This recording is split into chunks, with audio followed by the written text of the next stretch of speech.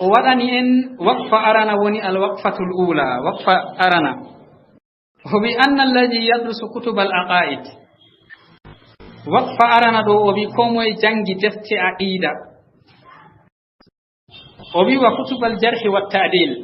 e defte lattiɗe jongitiɗe ko laarani ko bolwanɗen haala mas'ala musɓugo himɓe ɓe addalnugo ɓe wa kutubil jarhil khas e ko latti bo defte ɗon ɗon sendore ɗe ɗiɗi kutubul jarhi wa ta'dil defte ɗeɗo kam al jarhu wa ta'dil ɗon ha maje ma'ana man musɓugo ɓe addalnugo ɗon ɗon ha defte man defte goɗɗe feere bo ɗum defte musɓugo tan kanje kam ɓe musɗi ɓe bindi ɓe intaqadniyani ɓe nabdi goɗɗo man tan woni ha maje o wi ko moye ɗelliti ɗeɗo ɗo defte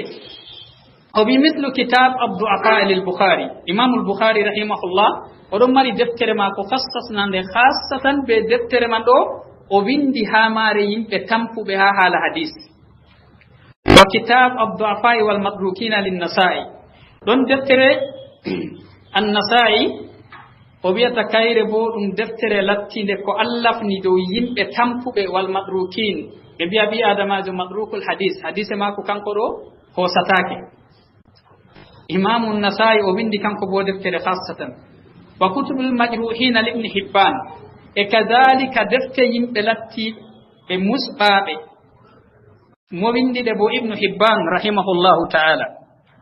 o wi wa kitab aw kutubi du'afa lid-daraqutni o wi deftere walla ko ma mbi'en defte ko imamu ad-daraqutni rahimahullahu o windi dow yimɓe tampuɓe ha andal hadis wa kitab abdu'afa lil-hakimi imamu al-hakimi rahimahullah kanko bo o binduɗo deftere khassatan ko hollata yimɓe tampuɓe ha andal hadis wa ghayriha o wi e tana ɗeɗo pat defte ko moye raja'ani ɗe ɗaɓɓiti jangiɗe o wi la yajidu fiha dicran li hamli al-mujmali ala al-mufassal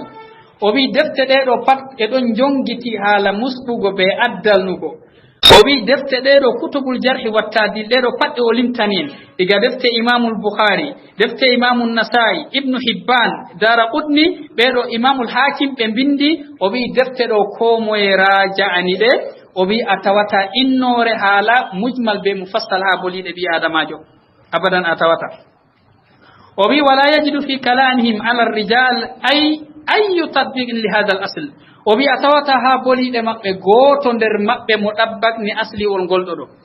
o wi walaw kana hadha amran mashru'an ala wajhi al wujub to ni lattake fiiɗo ɗum hunde shar'anode dow wajhu gadibiɗo awil istihbab walla ɗum hunde yiɗande la wajadtahu qad imtala'at bihi kutubahum li aqlihim wa insafihim wa hirsihim ala tatbiq shari'ati al islam o wi to lattake no haala boliɗe ɓi adamajo maran ƴeftir yani kusitille ɗiɗi almujmal be mufassal to wonanno ha boliɗe ɓi adamajo dow wajhu latti gajibiɗo walla dow huude yiɗande o wi da en tawanno ha defte ɓeɗo ɗo ko hebbinta defte maɓɓe masala man ngam lattago bo adilaku maɓɓe e laaɓugo maɓɓe margo insaf e margo elende maɓɓe dow ɗabbagnugo sharia islama ɗo waqfa arana to ni lattake no ɗon no banni da en tawan ha defte ɗeɗo